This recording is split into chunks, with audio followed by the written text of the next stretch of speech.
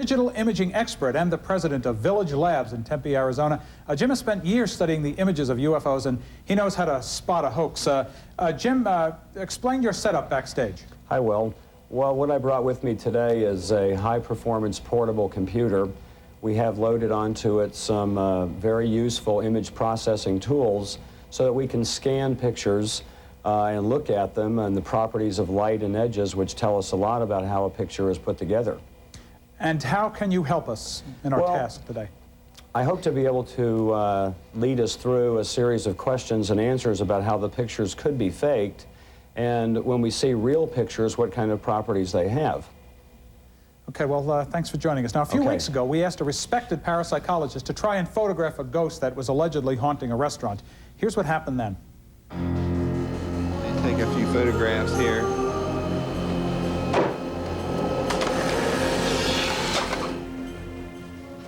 I will look through some of the Polaroid photographs we've taken here in Ashley's tonight. This is the first one that I took tonight, and this was taken during a time of very high magnetic fluctuations. And this is typical of the type of photographs we get in this type of environment. Again, here you have a fogging of the film and a semi-transparent shape, almost looks like three glowing orbs. Very unusual. You can see the wall behind the image, whatever it is, and this is typical. I think that this qualifies as a probable paranormal photograph, particularly since it correlates with the abnormal magnetic field reading. Well, Dr. Nichols is back with something really strange to show us, a photo of a spirit that possessed a young woman and gave her supernatural strength. And we're looking at it now. It's a shower of energy that created a nightmarish existence for the human inhabitants of this house. David and Sandra Mann. Dr. Nichols, welcome. Tell us, how did you first meet the Manns? We were initially contacted by a local reporter who had done an article on the Manns case and had contacted me at the Center for Paranormal Studies and requested our research team to come down and take a look at the case. So this had gotten some attention. Sandra, what was going on at your house? Well, it started out with our son, Alan, and he saw a young lady at his door, and she disappeared down the hall. And then from there, my son-in-law had problems with something uncovering him when he was in bed and putting the sheets and things neatly folded at the bottom of the bed. And then when my daughter-in-law, my son got married, my daughter-in-law moved in, that's when all the activities started. And I had a ghost sitting beside me on the couch. And there was always the bad smells. Bad smells. We've heard that smells. before with these kinds of experiences. Right. Yeah. Now, you had not had these kinds of experiences before? No. Man, you must have thought you were going crazy. No, we were just scared. Yeah, yeah. Well, on the phone with us now is Alan and Linda Mann. What happened, Alan, when your wife became possessed? Tell us about this. Well, I had come home from work, and we were just laying in bed talking, and to start off, the size difference between me and Linda, I'm 250 and about 6'1", and at the time she's 5'9" and weighed about 110 pounds at the heaviest. We were laying in bed, and she started laughing and just got a real demonic tone to her. Well, she rolled over and attacked me, and in no simpler words than just raped me. Why are you telling us, though, that this means she was possessed? I mean, why are you telling us this? She's not aggressive at all. She's very subdued and calm. Dr. Nichols, describe your investigation of these activities. Well, we initially arrived at the site. We brought a number of sophisticated testing equipment, including parabolic microphones, oscilloscopes, electromagnetic event detectors, and so forth. We tried to eliminate any normal causes before we leaped to the paranormal. Wanted to find out if there was anything in the environment to cause these phenomena. They had reported, among other things, severe headaches frequently, and I thought this was very interesting and possibly suggested an environmental cause. So we also tested the air. We took air samples. Interestingly enough, after spending 4 hours in the house, our entire team also had the same types of severe headaches in the temporal region of the head. We tested the environment. We could also smell this strange odor that they talked about, smelled very much like rotting flesh. So we brought in equipment for testing the air, and actually we were looking for 2 compounds associated with rotting flesh called, believe it or not, putrescine and cadaverine. But we didn't find What else would you call it? Putrescine and cadaverine. That's true. They're associated with rotting flesh. So we thought maybe there was something under the house that was causing this smell. Well, none of these compounds were found in our laboratory analysis of the air samples. So we ruled that out. We also were taking photographs throughout the environment, and it was during this period that we actually got the unusual photograph that you saw. Explain the control photo, and then tell us what we will see in the spirit photo. Well, the control photo actually was taken immediately after the unusual photo. The magnetic anomaly, as we call it, where we had a very high fluctuating magnetic field register on our equipment for about 15 seconds. And during this time, I took a picture with a standard Polaroid camera loaded with 600 film. After about 15 seconds, it disappeared, and I took another picture immediately afterwards with David standing in the same position. That picture came out perfectly normal, and this is why we call it a control photo. It's taken the same place, 15 seconds apart, but a completely different photo. The only difference was that this magnetic field had ceased by the time I took the control photo. Is science helping you more with equipment? Are you getting more and more tools available to you to do scientific research on these experiences? Yes, particularly considering how little funded parapsychology is. It's very useful now that some of this equipment that just a few years ago was extremely expensive and extremely bulky is now becoming very portable and much more affordable. So the equipment we use enables us to measure these unusual energy fields in the environment, and that really is helping us. We've gotten to the point where we can reproduce this type of photograph in a number of cases. Okay. Well, did Dr. Nichols photograph a ghost, or did his camera break down? Photo analyst Jim Dilettoso is on the job, and when we come back, we'll meet a husband and wife from New Mexico with home videos of UFOs that are puzzling even the experts. They say seeing is believing. You be the judge when we return. Later, on the other side, you'll meet a professional photographer with an uncanny knack for capturing ghostly images on film. Stay with us.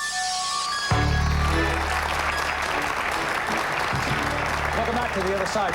Today we're talking with people who claim to have photographic proof of the supernatural. Take a look at this. This footage was shot on home video in Midway, New Mexico earlier this year. The couple responsible for taping these strange objects has joined us today. Please welcome Jim and Karen Escamilla.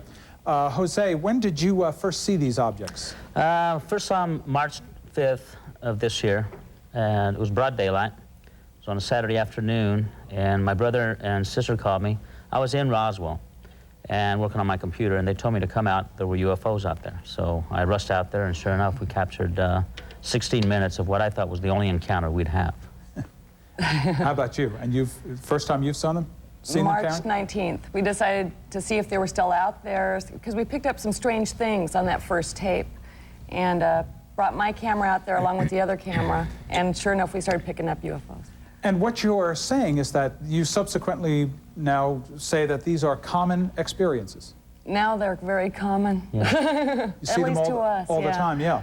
Now, if they're so common, why has there not been more mass hysteria, mass awareness of this? I can pretty much answer that. I've been in the entertainment business before, so when we first got the original 16 minutes, I faxed everyone, 2020, Dateline, 48 Hours, Unsolved Mysteries. You thought this is it. We had footage of something very unique. Yeah. So I felt that we needed to get in touch with them, the Associated Press, everyone. I faxed everybody. We faxed everybody about 10, 15 times and really didn't get much response. We waited and there's like nothing. We were very humbled very fast. Yeah. Look at this here that we're seeing. What is that? This is what we call the marble in the sky. It was taped on the 14th of July. Later that night, some teenagers saw it flying directly over Roswell. This right now is flying over Midway. And why is that? That sort of looks like a jet to me, like it could be a jet. Well, it could be, but we've looked at it and on the computer. We've done reverse images of it and everything else. We have jet comparison footage also on the same camera. Yeah, but this object here has nothing that would indicate that there's a fuselage of any kind, tail section or wings. Other than just having these extraordinary video, what's your take? What do you think's going on? I don't think we're the only ones that are taping. I know Mexico is filming a lot of UFO, having a lot of UFO activity. And we've come up with other things that are out there we call rods. These are cigar-shaped craft like these right here. These things seem to be of biological nature. I think they're biological entities. What do you mean? We have these things that they appear to be worm-like, or they swim like fish in the sea, but they swim like that in the air. Like, in other words, it's not a machine, but something organic. More like an animal that's Biological, moving. yeah. Oh, how comforting to know that's what's coming. I'd like to know, are there any military bases near you? Okay, the only military base that's active right now, or the only bases, are Holloman Air Force Base, which is about 200 miles away, and Kirlian Air Force Base, which is in Albuquerque. The Roswell Air Force Base moved out in 1968, but there are test pilots that are flying stealth fighters, B-52s. Have you eliminated the possibility that these are military experiments? Oh, yeah, by all means, especially the rods. What's this? They're very unusual things. This occurred on Memorial Day, the Memorial Day sighting. This object we call the transformer. It transforms from a brightly lit object right there. It turns into a metallic-looking thing. Then it goes back to real reflective, changes shape. You know, it looks like there's two objects. And the digital effect is from the digital zoom on the camera. On the camera. I was wondering if you were afraid when you saw these objects? No. As a matter of fact, Not at it's all. exhilarated. You know, you get a feeling of exhilaration. Or you're just in awe. A few times we've forgotten to get the camera when we see them, because it's like nobody wants to go get the camera. It must be frustrating about the issue of whether people believe you. Is that frustrating to you? Everyone has their own opinion to make of what's going on, you know, but seeing is believing. I've seen it with my own eyes. You've got the picture. Yeah. But the trouble is that our technology, as you know, is so incredible that you have to go past a battery of experts to say it isn't, which is what we're doing to you today, I'm sorry. Yeah, oh no, we enjoy this though. Are you aware of some of the other mythical ideas that some of the government know that there are UFOs out there, but they're trying to cover it up? Are you aware of that also? Yeah. Oh yeah. And what is your very belief much. about that? Do you believe that there is something out there and the government does have some kind of association with the... That's the big theory, isn't it? That the government is aware of it is the big this? theory that's going around. You think it's true? You think the government knows? How could the Air Force Base not be seeing this stuff? I mean, look at what we're seeing. And we've got them going around their planes, so. This metallic object that we're seeing looks a lot like the one that was filmed in Mexico. Is it the same one? No, I don't, Well, well, we I don't don't know. know. I don't know if it's the same one, but you know, the Mexico people have started comparing their footage with our footage, and we've come to a lot of similarities. Is there more openness to this in other countries than there is in the U.S.? Oh yeah, yeah. They still finding have that out. a hard time sometimes. Yeah. 50-50. Wasn't there another situation in Roswell back in the 50s of a downed saucer and 3 or 4 aliens And that the inhabitants, U.S. that they had captured. and That was alive? 1947, July 8th. Actually, Mac Brazel found the debris field and things of this nature about 2 weeks prior to the actual article that came out in the Roswell Daily Record, but that was 1947. Yeah. Have you submitted this to other experts? Yes, we have a lot of researchers and photo analysts that have been looking at the things. And the rods, okay, there was a scientist out of Scottsdale that says he found a fossil from the Pleistocene period, which is 250 million years ago. He says, it's funny you have a company called Ultimate Dinosaur Productions. It's my company. He says, I think you have a dinosaur or a prehistoric entity of some kind on video. And he said, it doesn't look like it. It's identical to a frame of video that we have of one of these rods. In general, have you met with skepticism or openness from the experts? Check out America Online. They're talking about me on there. We're slammed all the I'm time. telling you. Really? Yeah. Hi, these objects look really fascinating to the eye. Can you tell us what they are? Okay, this is what you're seeing here is the rods. These are the things that are cigar-shaped, but we believe they're biological entities. As you can see here, I think this is regular speed, though. Yeah, there goes one of them. At first, I thought these things were actually bugs, okay? Because they were going so fast in front of the camera. Took care in about 2 days to scan and do frame-by-frame analysis of a 30-minute tape. And I thought they were bugs until we finally started looking at these things and getting comparison of bug footage. And we're shooting at a high shutter speed, so you know you can see bug wings. On these things, you don't see anything. It's just a long cigar shape with appendages So when that he make said it look like a centipede. When he told me they were bugs, I said, okay, you do it. So I gave myself a rest for a couple days.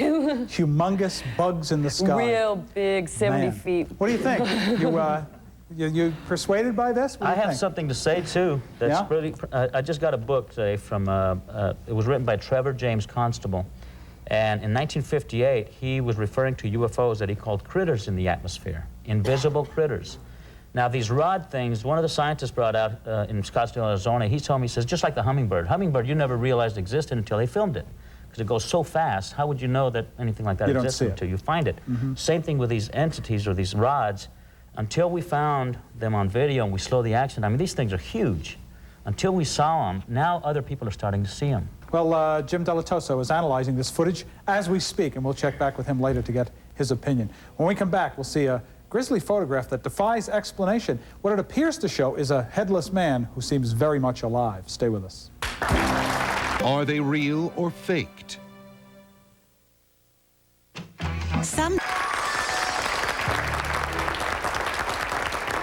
Welcome back to The Other Side. You know, it's incredible enough that some reliable witnesses claim to have actually managed to photograph UFOs and ghosts, but our next guest goes one step further.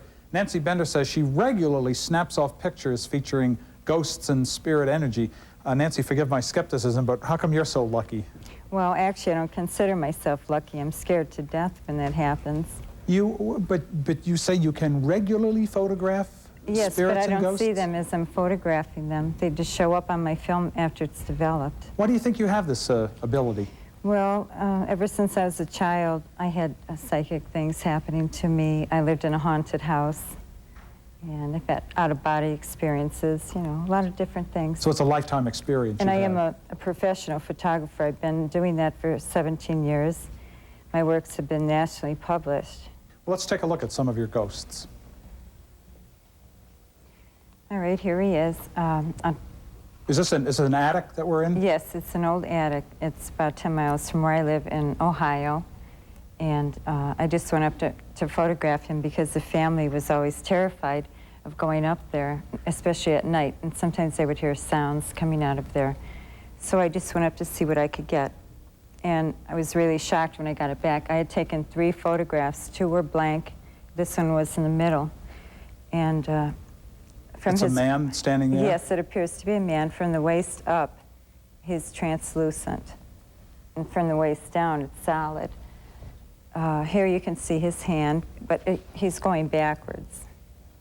This is his hand. And then you see 3 streaks here. It's from his collar. He has a collar with streaks on it. So he's headless. He doesn't have this I image don't doesn't see have his a head. Yeah. No, that's something in the background. And this other fellow, he's just sort of looking at him? Yeah. What did he say about this? Well, this is my husband, and he's a devout Catholic, and he doesn't believe in ghosts and this and that. But he was with me when I got the photograph back. Now that's all he talks about. Okay. So he believes it now. Okay. And but anyway, as you go down, his pants are solid, and these shoes, I can't get over that, how solid. Yeah, they're crystal does it. clear, yeah. Oh, yeah. Okay, what about the next photo?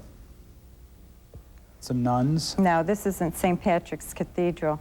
In New York City, St. Patrick's Cathedral, New York okay. City. And I just snapped it because I just thought it was a nice picture. But I was in there really to try to get a picture of a spirit. It was a man who was an usher. He worked as an usher. He was 77 years old, and he was praying at the altar when a crazed homeless man burst in, and he beat him to death with a prayer stand. So. And so he was murdered, and now, what is Yes. this? What's happening? I mean, couldn't this just be, what is it that we're looking at? I don't know. I can't prove that it's him or not, but then I just snapped a second picture, and this appeared white and darker down here. Mm-hmm. Okay, and you don't think this is perhaps a poorly exposed film? I don't think so, since Okay. I do that for a living. Okay. Now, how about the next photo? This is in my hallway, and some people say, oh, it's light reflecting, but it isn't, because I never get light on that hallway. It's about 15 feet from either door or window there. So that white thing is not an object that we're looking at, it's an image of some sort? And if it was light, see how distinct and angular It looks is? like a Christmas tree almost. Yeah, and over here at the top, it's moving, and it almost has, I see 2 eyes and a face. And I think this is a ghost that was chasing my cat around the house. Yeah, that's your cat next to it? Yeah. Yeah. One evening, we were lying in bed, and everyone was asleep except me. And I had my eyes open. All of a sudden, she levitated about 2 feet in the air. Not levitated, she was thrown. And as you can see, she's not underfed. She's never jumped 2 feet in the air before. So she landed on my husband's face and scratched both sides of his face, and he was bleeding. Okay. I don't know what that was. So for a while, she'd been running around. Something was chasing her in the house. Yes. Okay. How about the next photo?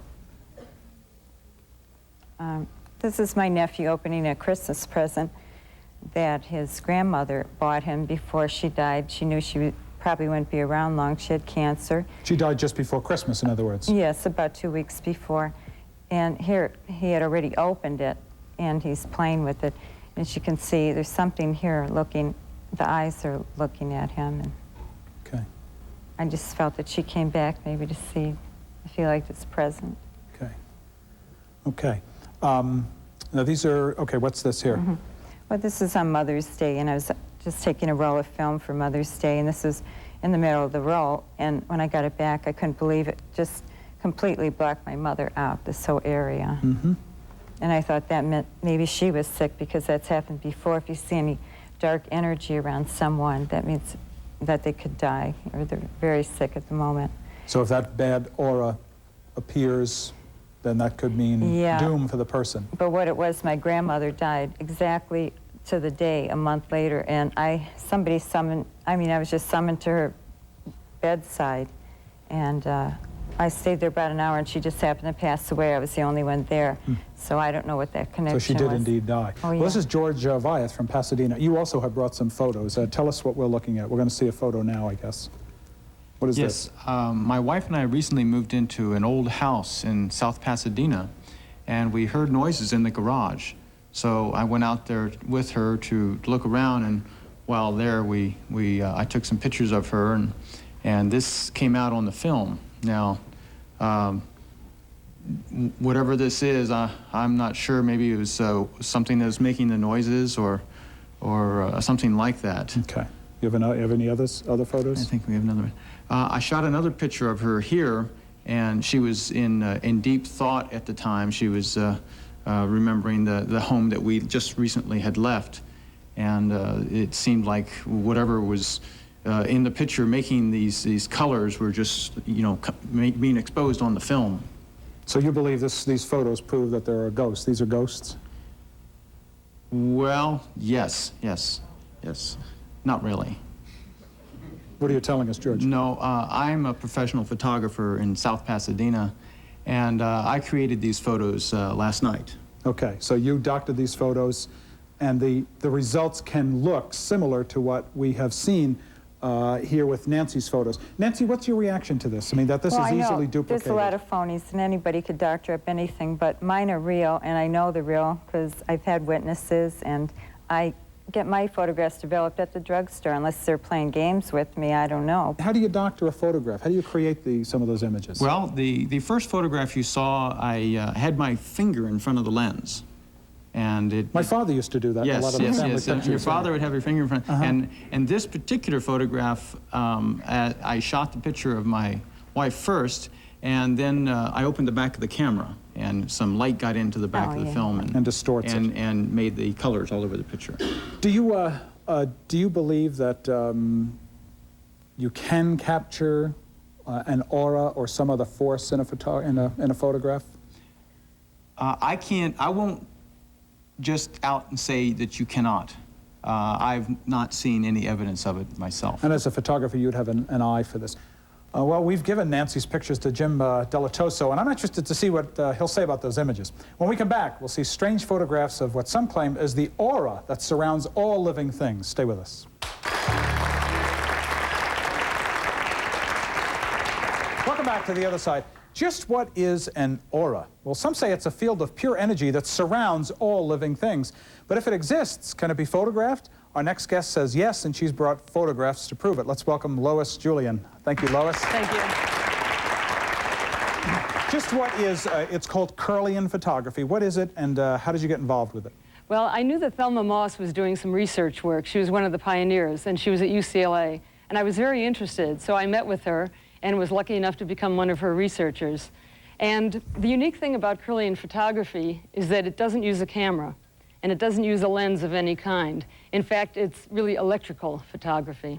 Okay, now we're going to take a look at some photos, right? And you're going to explain them. What you're seeing now is a United States coin. Now that's metal and it's inanimate. It has no life to it. And every single time we would use the electrical photography to photograph a coin, it stayed the same. It just looks like what it is, and there's just a little bit of a white outline around the outside of the coin, but it never changed because it has no life, no energy to it. Now here we were really amazed because we photographed a palm print, and you can see that besides the lines within the palm, there's an aura or emanations or a corona. Those are the words we always use. Or someone with like for really going bad out. skin. This is energy. Yeah. Well, on the outline of each of the fingers and the thumb, there's an energy. Explain how this camera works. All right, well, it's electrical photography, and we have part of the setup here. The whole thing was done in a dark room, and we would take a piece of 4x5 photographic film, put it right here on the plate, and the object that we wanted to take a picture of, either the coin or a leaf, and we often did a finger. You can see that it's kind of small. You couldn't do a whole body or anything large, so it was convenient to use our fingertips. We would put the fingertip or the leaf right on the photographic film emulsion on the plate, push a button, and it would zap a little electric voltage through, and that's it. And then we would dip it in the solution, hang it up to dry, and in 5 minutes, we had the Kirlian photography, the photos such as the ones we're showing right now. What do you believe these are? Is this a life force? What is this? We all came to believe that it was a life force because we followed the scientific method and we tried to disprove all the other possibilities. We determined that it wasn't wetness of the skin and it wasn't hot and cold. And we ran through several other things in the scientific... You eliminated heat, for instance. Mm-hmm, we eliminated heat. Okay. We eliminated blood flow to the fingertips and the recession of the blood from the fingertips.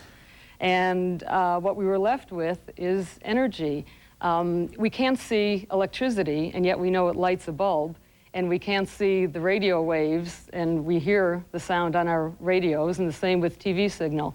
So why not have an energy that we can't see, but we can photograph?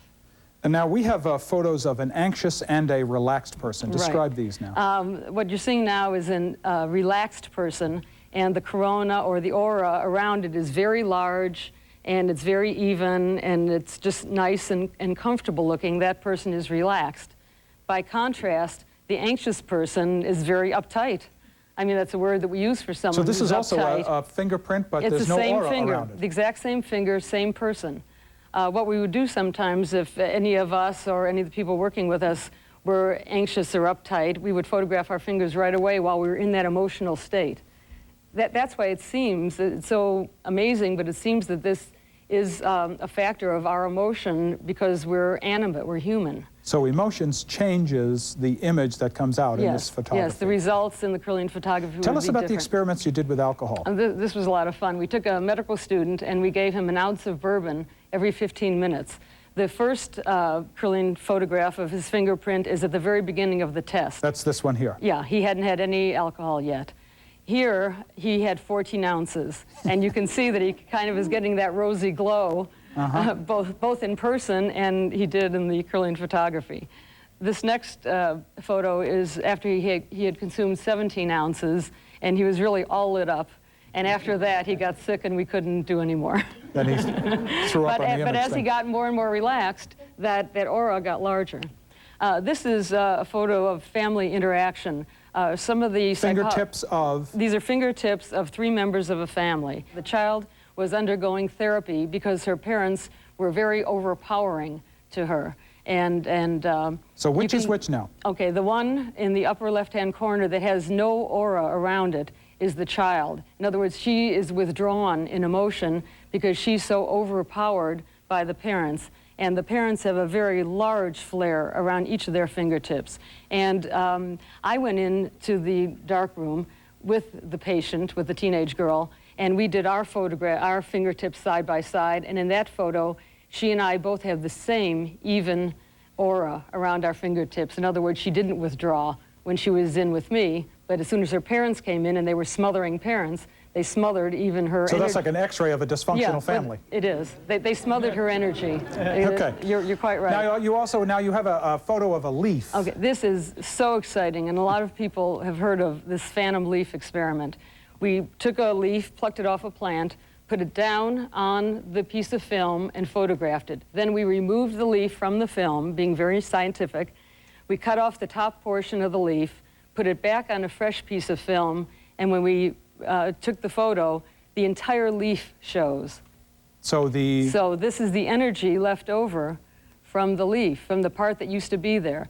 And people who are unfortunate enough to have a leg or an arm amputated often complain of pain where the limb used to be.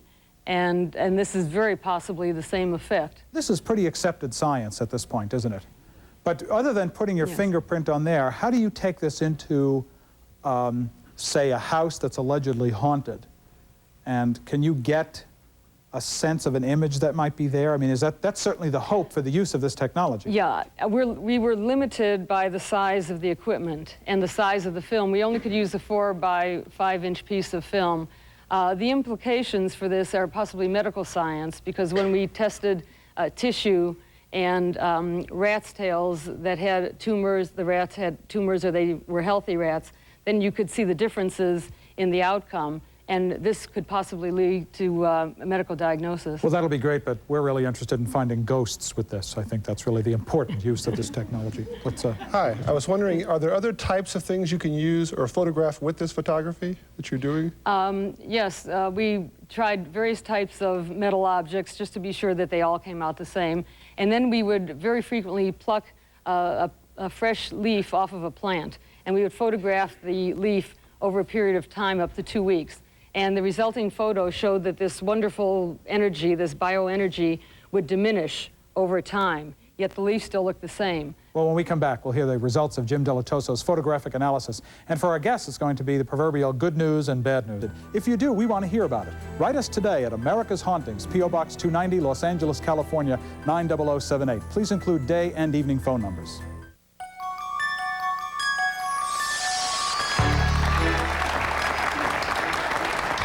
The other side. Well, for the last hour, Jim Diletoso has been diligently examining our guests' photographic evidence of the supernatural. Let's start with the UFO tape. Jim, what did you find? Is this a real or a hoax? Well, it meets all the characteristics of other videos of UFOs. The shape, the flight patterns meet the characteristics of other flying objects like this that I've looked at before. Because when you test pictures, look, they can all be faked. Every single picture here, video, and photographs can be faked. So we have to look at patterns that happen. And these rod-shaped ships here, as well as the discs that are in this particular video, have been seen not only in New Mexico, near this area over the last 20 years, but also have been seen in the Soviet Union, China, and South America. So you think perhaps these are really unexplainable?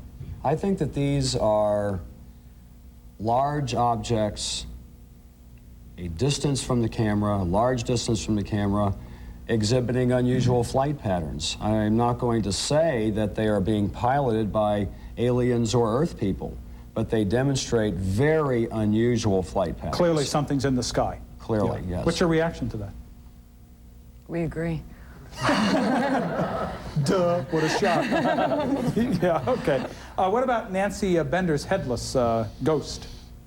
Well, I've never seen a photograph of a headless ghost before. It was interesting to me that you had selected professional photographers and videographers to bring in their works. And there's a paradox there, because it breeds suspicion that the photographs and the video have been doctored, but also, isn't that what everyone would want to have happen? Good pictures done by professional photographers. So when I was examining that picture, of course, I had to figure out how the picture could be done, by someone running into the frame of film or by, of course, the camera itself moving. And as we know, these techniques can easily be done. So those photographs that she took, I mean, are they explainable or not explainable? Well, they're explainable. Of course they're explainable. But, you know, when you do this for a long time, you develop another sense about it. We must use scientific tools. That's what this is about. Well, we had you back there looking and analyzing this photographs. Yes. What's your opinion? My opinion is that it probably is an unearthly phenomenon in that picture. You're not surprised? No, I know it is. Okay. Scientifically, the transparency in the headless object, let's call it that. I didn't see or not see a head, by the way. It was hard for me to have the detail of that. The legs look funny to me. The legs didn't have the posture of the way that a human would be standing.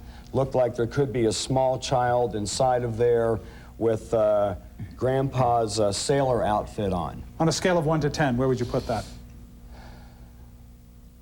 6. 6, okay. And what about the Kirlian photography? Well, Kirlian photography was one of my first sources of real scientific data. In the 70s, when I was first getting interested in this area, it was Kirlian photography and the Shroud of Turin that interested me in energy fields that could be examined that were out of our visible spectrum.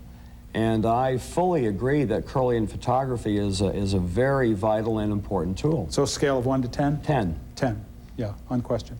And what about Dr. Nichols' spirit photograph? This photograph has in it aspects of a battery accidentally discharging in the Polaroid film pack. So this is a phenomenon. That picture could be explained by that phenomenon. Could be explained in that way. That does happen with Polaroid film. what is your response to that? Well, I'd respond in a couple of ways. First of all, we don't consider our photographs to be proof of the existence of ghosts. They are one piece of evidence, which are only significant when taken in correlation with other pieces of evidence. We submitted this photograph to Polaroid Laboratories, and they had 2 of their own photo analysts analyze the photo. They told us that no, as far as they were concerned, no defect in the camera or the film could have been responsible for this photo. In addition to that, we've had the same phenomena occur in other haunted environments, and other researchers are now obtaining the same results. So we believe it's a significant factor only because it correlates with these unusual magnetic fields. Okay. What's your response to that? It's real, believe me, I was there. Yeah. You can't, whether the photograph says it or not, the experience for you is real. That's absolutely right. You too? That's right. Yeah. No doubt. It's real. I saw her. I saw her sitting on the couch with me, the same thing that's in the photo. You're out of that house, I take it? Yes, yeah. out. You're out of there. I saw that man